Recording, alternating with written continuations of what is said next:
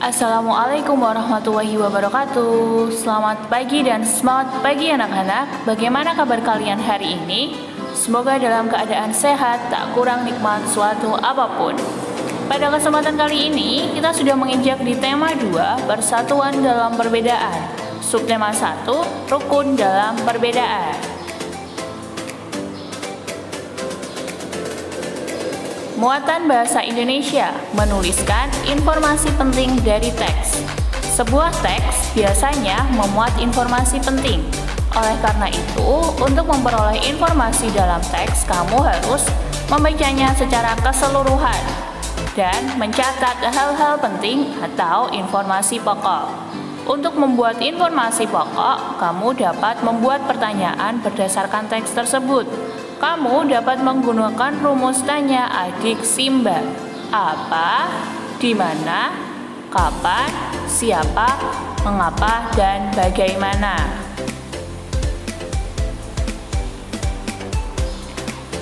Mengenal Latif Hendraningrat, pengibar sangsaka merah putih. Menjadi petugas pengibar bendera tidaklah mudah. Tugas tersebut adalah tugas tim yang terdiri dari beberapa orang dan membutuhkan kerjasama yang baik. Setiap anggota harus memahami anggota lain sehingga upacara dapat berjalan dengan hikmat. Menjadi petugas pengibar bendera sangatlah mulia.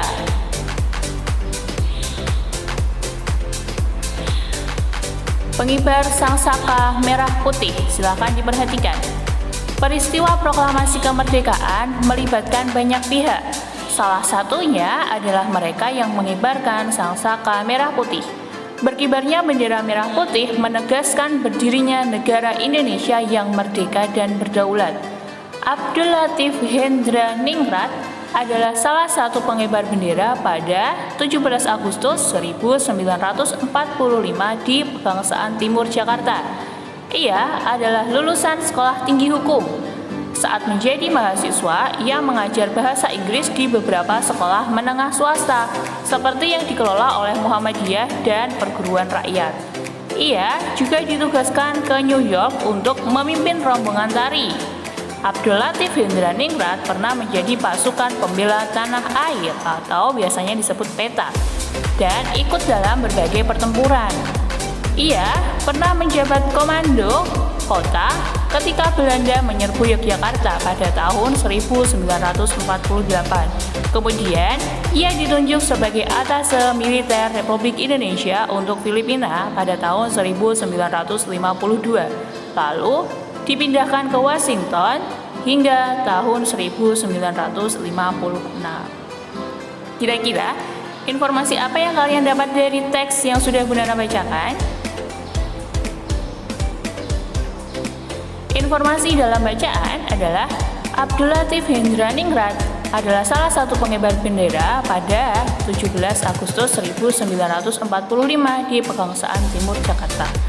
Yang kedua, Abdul Latif Hendraningrat pernah menjadi pasukan pembela tanah air dan ikut dalam berbagai pertempuran.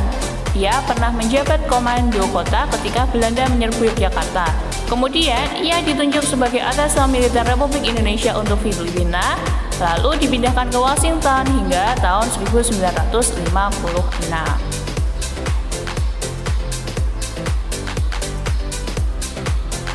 Menginjak ke muatan pendidikan kewarganegaraan, hidup rukun dalam perbedaan. Sikap menerima perbedaan satu sama lain mencerminkan persatuan. Untuk lebih jelasnya, silahkan perhatikan teks berikut. Bunda bacakan. Dina adalah tetangga baru Risma yang berasal dari suku Betawi. Dina sangat tertarik dengan alat musik angklung, kesenian khas dari Sunda, tempat tinggal barunya. Dina kemudian meminta Risma mengajarinya memainkan angklung. Begitu pula sebaliknya, Dina banyak menceritakan kesenian dari daerahnya kepada Risma. Dina dan Risma menjadi semakin akrab dan saling menghargai. Lalu, dapatkah kalian menemukan perbedaan dari keduanya tadi? Oke, mereka berasal dari suku yang berbeda. Kesenian mereka juga berbeda. Sikap ingin mempelajari kesenian dari daerah lain merupakan bukti menghargai perbedaan, kerukunan, akan tercipta dengan sikap saling menghargai.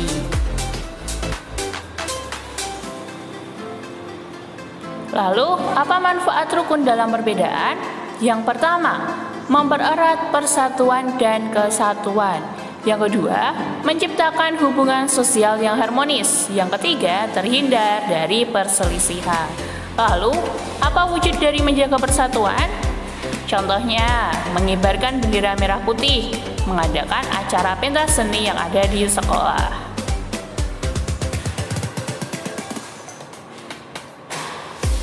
Kita masuk ke muatan ilmu pengetahuan alam. Habitat tumbuhan dan cara tumbuhan melindungi diri. Tumbuhan dan habitatnya. Keragaman hayati yang dimiliki Indonesia sangat melimpah. Coba diperhatikan gambar yang ada di sini. Apakah kamu pernah melihat pohon bakau? Apakah bentuk yang pernah kamu lihat sama dengan gambar ini? Pohon bakau merupakan tumbuhan yang hidup di pesisir pantai. Tumbuhan ini memiliki akar tunjang yang tumbuh menyembul dari batang bawah. Akar ini sangat kuat dan berfungsi untuk menahan hempasan angin atau ombak. Selain itu, tumbuhan ini memiliki akar nafas atau akar yang muncul di permukaan air. Akar ini bertujuan untuk mengambil udara karena kandungan oksigen dalam perairan itu berlumpur dan sangat sedikit. Jadi, ciri khusus yang dimiliki pohon bakau yaitu berakar tunjang dan berakar nafas. Pohon bakau dapat bertahan hidup di lingkungannya dikarenakan kedua akar ini. Penyesuaian pohon bakau terhadap lingkungan inilah yang sering disebut dengan adaptasi. Adaptasi merupakan ciri-ciri khusus yang dimiliki tumbuhan untuk hidup pada lingkungan tertentu. Berdasarkan habitatnya, jenis-jenis tumbuhan terbagi menjadi 3, yaitu hidrofit, higrofit, dan xerofit. Yang pertama, hidrofit. Tumbuhan yang sebagian tubuhnya ada di permukaan air. Akarnya berada di air, memiliki rongga udara dalam batang atau tangkai daun, dan daunnya muncul ke permukaan air. Nah, selanjutnya ada higrofit, tumbuhan yang hidup di daerah lembab. Tumbuhnya terdiri atas bagian-bagian akar, batang, dan daun. Batangnya pada umumnya tidak tampak karena terdapat di dalam tanah. Daunnya yang muda umumnya melingkar atau menggulung. Yang terakhir, xerofit, tumbuhan yang hidup di daerah yang kering. Tumbuhan ini memiliki daun tebal, sempit, kadang-kadang berubah bentuk menjadi bentuk duri, sisik, atau bahkan tidak mempunyai daun. Batangnya tebal dan mempunyai jaringan untuk menyimpan air, dan akarnya panjang. Cara tumbuhan melindungi diri. Tumbuhan yang melindungi diri dengan duri yaitu tumbuhan kaktus, durian, putri malu, salak, dan mawar. Tumbuhan yang melindungi diri dengan getah yaitu contohnya pohon nangka, karet, dan kamboja. Tumbuhan yang melindungi diri dengan racun yaitu tumbuhan jarak, kecubung, dan beberapa umbi-umbian, singkong karet, dan gadu.